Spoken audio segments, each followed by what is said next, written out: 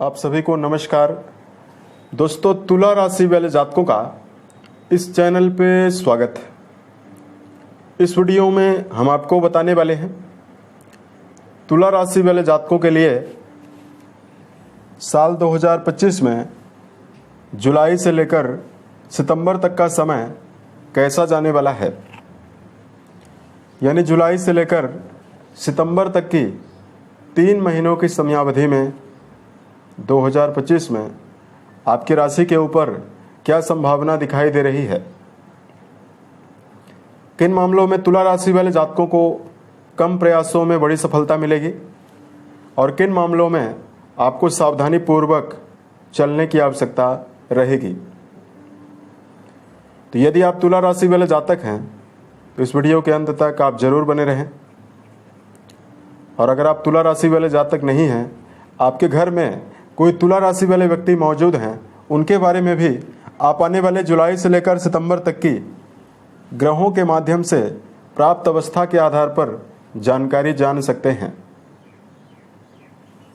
इस राशिफल के माध्यम से आपके जीवन से जुड़े हुए सभी पहलू के बारे में जानकारी आपको देने वाले हैं, जैसे तुला राशि का करियर और व्यापारिक जीवन, आर्थिक जीवन, पारिवारिक जीवन, प्रेम संबंध, स्वास्थ्य, एजुकेशन लाइफ और अंत में हम आपको धार्मिक उपायों के बारे में भी जानकारी देने वाले हैं।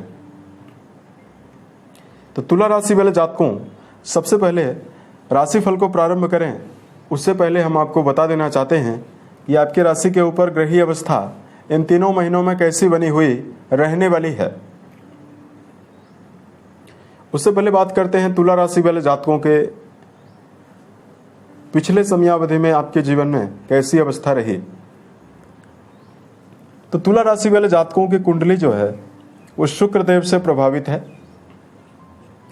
और आपकी राशि के ऊपर वायु तत्व का प्रभाव होता है।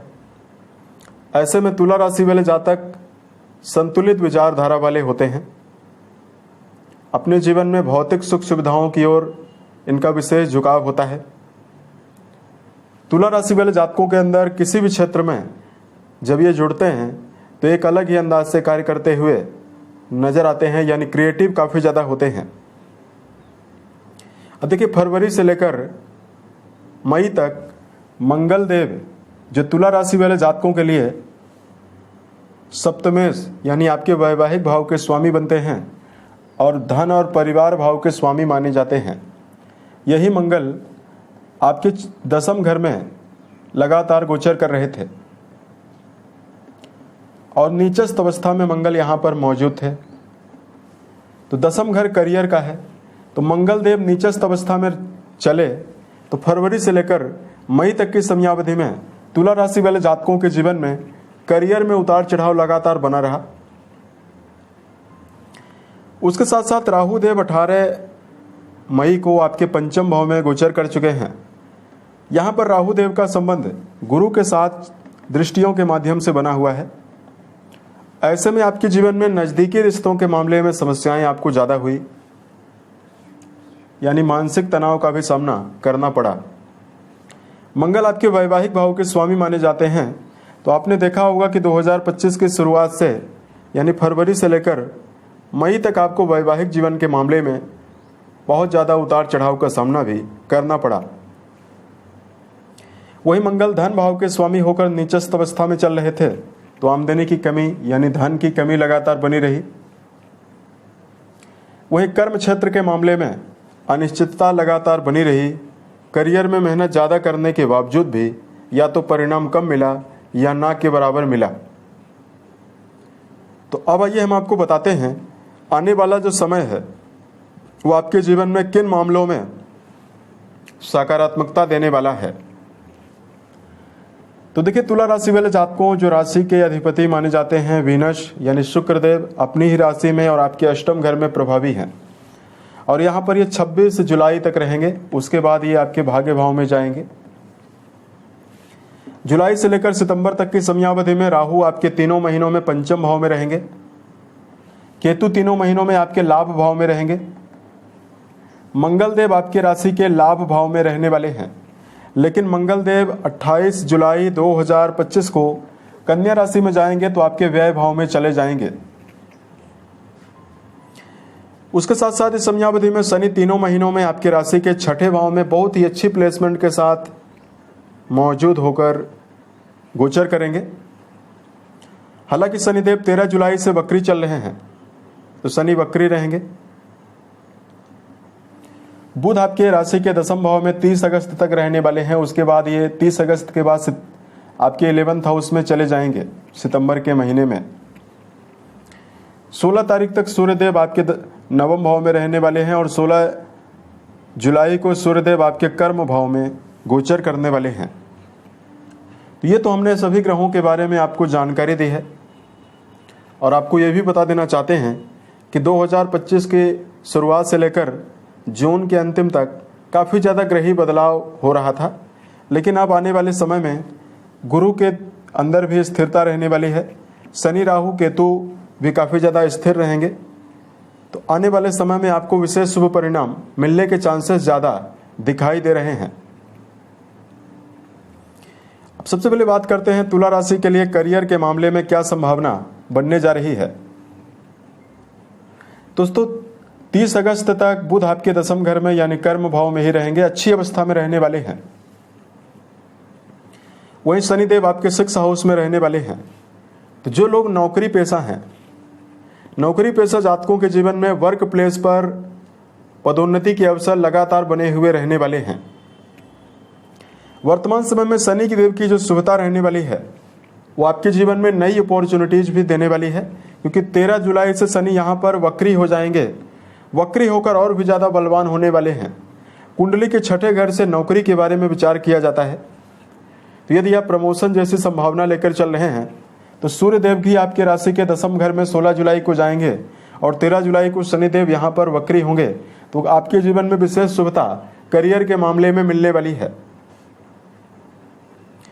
रचनात्मक क्षेत्रों से जुड़ा हुआ यदि आप काम कर रहे हैं तो शुक्रदेव की लगातार अगस्त के अंतिम तक जो शुभता रहने वाली है वो जुलाई और अगस्त में आपको क्रिएटिव मामलों में बड़ी सफलता देने वाली है।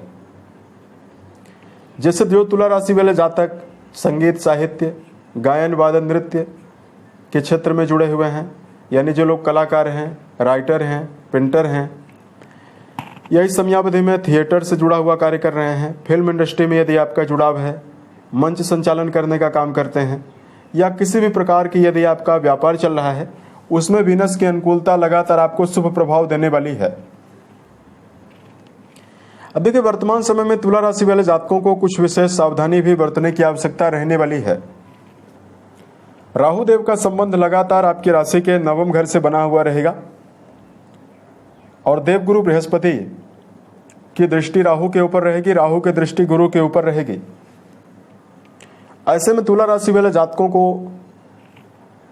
अपने घर के बड़े सदस्यों के साथ भी और सीनियर्स के साथ भी विवाद की संभावना भी बन सकती है। तो ऐसे में कर्म क्षेत्र के मामले में अपने द्वारा आप भावना के आवेश में आकर किसी व्यक्ति के साथ बुरा बर्ताव करने से बचें। विवादों से भी आपको जीवन में बचना चाहिए। बात करते हैं तुला राशि वाले जातकों के जीवन में धन के मामले में क्या संभावना दिखाई देने वाली है। दोस्तों कुंडली के 11वें भाव से गेन के बारे में यानी कर्म क्षेत्र के द्वारा उपार्जित धन के बारे में विचार किया जाता है। अब लाभ भाव के स्वामी सूर्यदेव आपके भाग्य भाव में 16 जुलाई तक रहेंगे। उसके बाद कर्म भाव में शुभ अवस्था में रहेंगे। उसके बाद 15 अगस्त के बाद आपके लाभ भाव में जाने वाले हैं, जहां 15 सितंबर तक रहने वाले हैं। तो जुलाई की शुरुआत से लेकर 15 सितंबर तक सूर्यदेव आपके नवम, दसम और एकादश भाव में लाभेश होकर गोचर करने वाले हैं। ऐसे में तुला राशि वाले जातकों के जीवन में किसी भी प्रकार के धन की कमी जीवन में दिखाई नहीं दे रही है। आपके धन भाव के स्वामी मंगल लाभ भाव में 28 जुलाई 2025 तक गोचर करने वाले हैं। इसकी भी संभावना आपके जीवन में रहने वाली है। यदि आप लंबे समय से पारिवारिक सुविधा से जुड़ी हुई कोई वस्तु अगर आप लेना चाहते हैं, भूमि, भवन, वाहन, उसमें आपको बड़ी सफलता मिल सकती है। यानी 28 जुलाई तक मंगल आपके 11th हाउस में है और सूर्यदेव आपके भाग्य भाव में हैं। तो कई माध्यम से धन प्राप्ति की संभावना जीवन में बनने वाली है।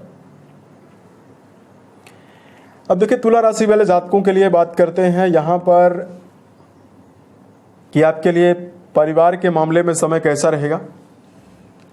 दोस्तों, कुंडली का जो चौथा घर है उससे पारिवारिक गतिविधियों के बारे में और परिवार के बारे में विचार किया जाता है। अब देखिए चतुर्थे शनिदेव माने जाते हैं जो आपके छठे भाव में रहने वाले हैं और इनकी लगातार जो दृष्टियां रहने वाली है, तीसरी दृष्टि यहां पर जाएगी, सातवीं दृष्टि यहां पर जाने वाली है, 10वीं दृष्टि का जो प्रभाव रहने वाला है वो आपके तीसरे भाव को प्रभावित करने वाला है।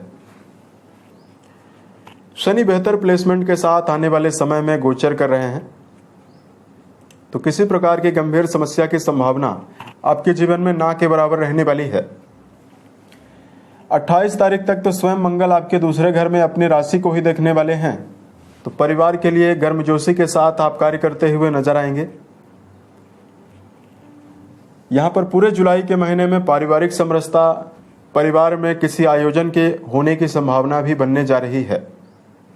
यानी घर परिवार में या तो कोई मांगलिक और बड़ा धार्मिक आयोजन हो सकता है या कोई सांस्कृतिक आयोजन होने की संभावना बनने वाली है।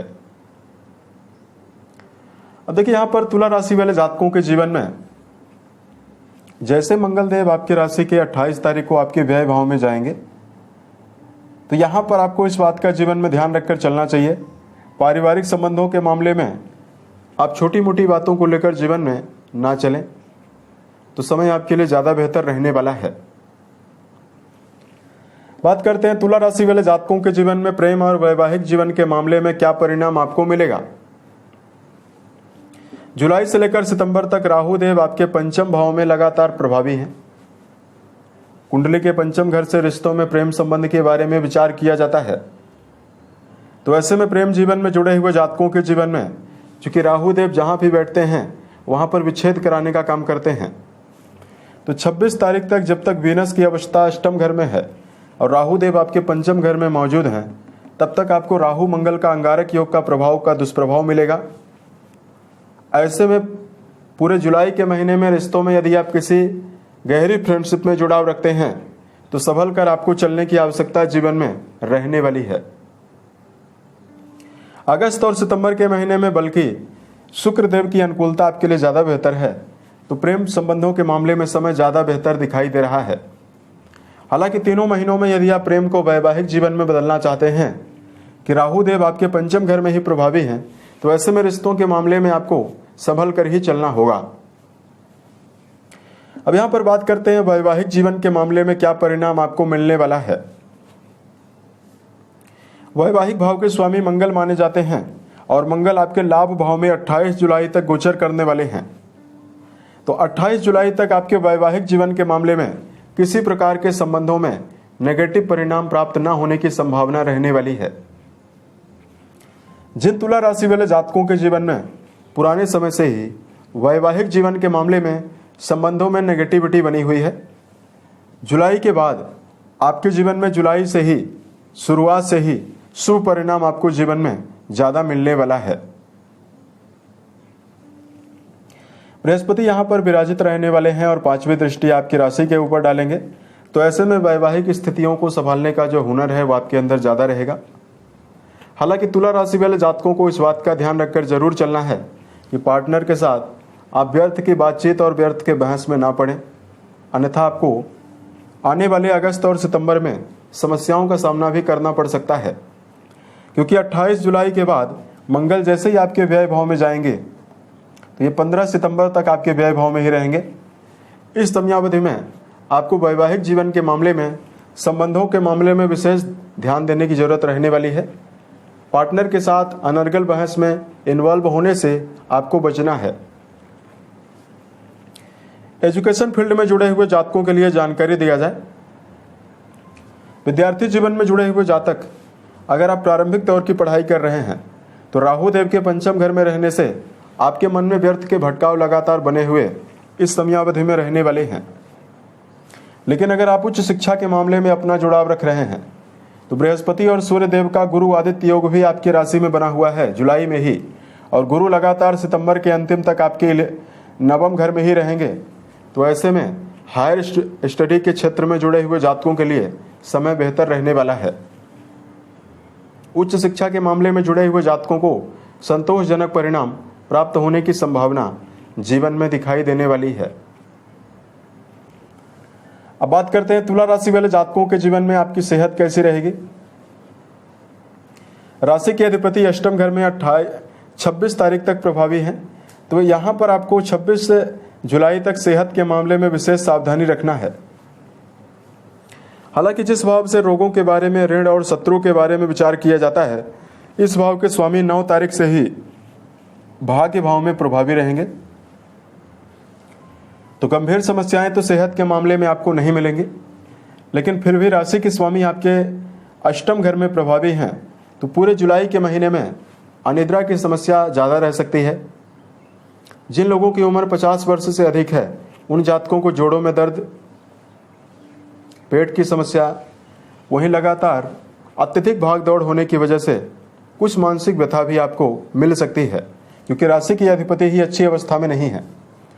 लेकिन 28 जुलाई के बाद जैसे राशि के अधिपति आपके भाग्य भाव में जाएंगे, उसके बाद का जो अगस्त और सितंबर का जो समय है, वो सेहत के मामले में ज़्यादा शुभता देने वाला है। तुला राशि वाले जातकों को सेहत की अनुकूलता के लिए व्यायाम करना, प्राणायाम करना बेहतर परिणाम आपको देगा। वहीं दिनचर्या यदि आप व्यवस्थित बनाकर चलते हैं, तो समय आपके लिए ज़्यादा बेहतर परिणाम देने वाला है। यदि आपके लिए धार्मिक उपायों की जानकारी दिया जाए, इस समयावधि में तुला राशि वाले जातकों को 2 सावधानियों के बारे में भी जानकारी दे रहे हैं। सबसे पहले तुला राशि वाले जातकों को वाणी के द्वारा किसी भी व्यक्ति के साथ कड़वा शब्द बोलने से बचने की आवश्यकता रहने वाली है। यदि आप कड़वे शब्दों का ज़्यादा प्रयोग करते हैं, तो विवाद आपके जीवन में ज़्यादा होंगे। दूसरा, तुला राशि वाले जातकों को अपने जीवन में ओवर कॉन्फिडेंस के साथ कोई भी काम करने से बचना चाहिए। देखिए, हर व्यक्ति के अंदर आत्मविश्वास होना परम आवश्यक है, लेकिन अगर यही आत्मविश्वास किसी व्यक्ति के अंदर हद से ज़्यादा हो जाता है, तो व्यक्ति अपने जीवन में मनमौजी होकर कार्य करने लगता है। ऐसे में तुला राशि वाले जातकों को जीवन में इस बात का भी ध्यान रखकर चलना है, किसी भी क्षेत्र में यदि आप कार्य कर रहे हैं, तो अनुभवी लोगों की राय को यदि आप लेते हैं, तो समय आपके लिए ज़्यादा बेहतर रहने वाला है। यदि आपके लिए धार्मिक उपायों की जानकारी दिया जाए, तो तुला राशि वाले जातकों को ओम सुम शुक्राय नमः नामक मंत्र का जप करना बेहतर परिणाम देने वाला है। यदि आप हनुमान चालीसा का रोजाना पाठ करते हैं, तो भी आपके जीवन में विशेष शुभता मिलने वाली है। इस समयावधि में तुला राशि वाले जातकों को अपने मन, वचन और कर्म के द्वारा किसी व्यक्ति को नुकसान पहुंचाने से बचना चाहिए, तो आपके लिए समय बहुत ही बेहतर रहेगा। उम्मीद है ये जानकारी तुला राशि वाले जातकों को बेहतर लगी। यदि आपके जीवन में किसी भी प्रकार की समस्या हो, आप हमें जरूर बताएं। प्रत्युत्तर या अन्य वीडियोज के माध्यम से हम उसका समाधान भी करने वाले हैं। ओम नमः शिवाय।